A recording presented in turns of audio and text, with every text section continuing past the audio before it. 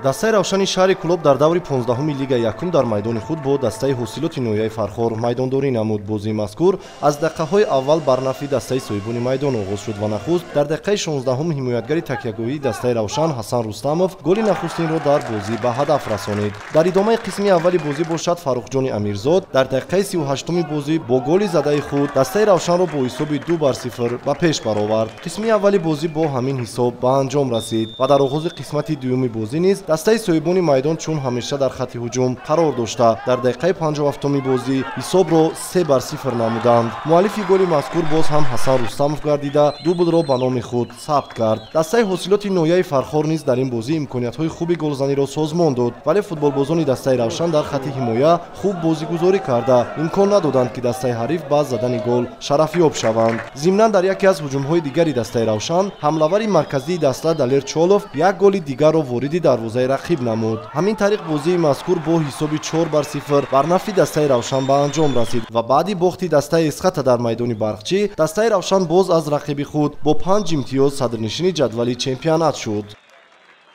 خیلی کشم امیدوارم برای ما همه بازی‌ها مهم هستند که ما در نزدیک دسته مقصد موندگیم که غالب چمپیونات گردیم.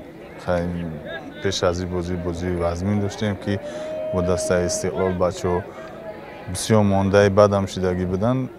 خیلی بچه‌ها بازی کردن، بازی نقل نشون دادن، بازی خوب هم در قسم اول هم در قسم دوم.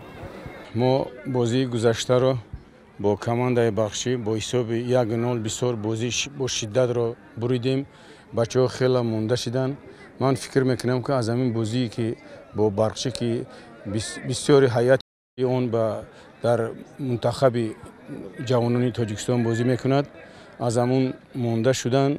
هرچند که ما اون بازی را بریدیم در اینجا کمتر همون فیزیکی میگن چی میگن ما مونده شده بودن.